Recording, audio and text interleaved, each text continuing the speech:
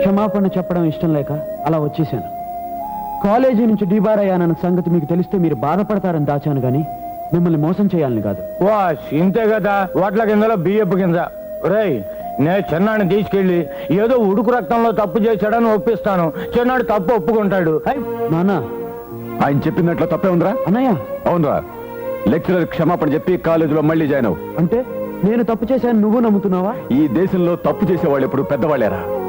అవి వాళ్ళ మీదకు పండవకుండా ఆ తప్పులు చేసింది మేమే నొప్పుకునే వాళ్ళే మధ్యతరగతి మనుషులు. మనం వాళ్లకు ప్రతినిధులం కావచ్చు. కానీ మాట మీద నిలబడ్డ రాముడే దేవుడయ్యాడు గాని మాట తప్పిన వాడెవడు మంచి మనిషిగా మిగిలిపోలేదు. అవన్నీ నాకు అనవసరం.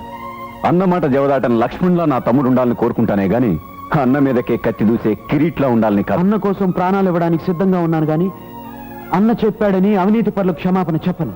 నీకు పరువు పౌరుషం ముఖ్యమైతే నాకు నా తమ్ముడి చదువు ముఖ్యంరా. ఇన్విజిలేటర్ని దండించే హక్కు ప్రభుత్వానికి ఉందేమో గాని అతను తప్పు చేశాడని కొట్టే హక్కు నీకు లేదు.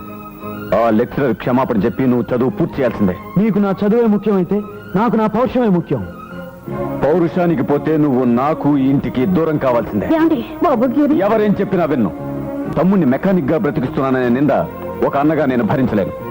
ఆ లెక్చరర్ క్షమాపణ చెప్పి నువ్వు కాలేజీలో చేరకపోతే ఈ ఇల్లు వదిలి వెళ్లాల్సిందే. మళ్ళీ వచ్చేది నా శవాన్ని చూడటానికి. అమ్మా, ఎందుకమ్మా ఆయన వెంట పడతావు? 4 రోజులు పోయాక ఆయన అర్థం చేసుకుంటాడు. అన్నయ్య, మీ తమ్ముడు మాట కట్టుబడే మనిషి. విజయ్, ఆయన ఏదో ఆవేశంగా అన్నారు. నువ్వు కూడా ఆలోచించకుండా ఇల్లు వదిలి వెళ్ళిపోతావా?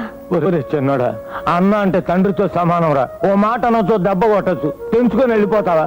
నా రాకకు తన చావుకి ముడిపెట్టాడు అన్నయ్య.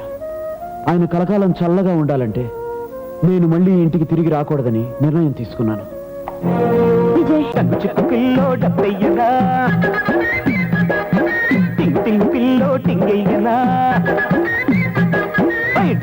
పిల్లో డబ్బయ్యనా, టింగ్ టింగ్ పిల్లో టింగయ్యనా, టింగు రంగు బుగ్గల్లో ముద్దయ్యనా, ముద్దు జారిపోకుండా బుట్టయ్యనా, డగ్గు చెక్కు పిల్లో ఓ యప్ప కుర్ర పిల్ల.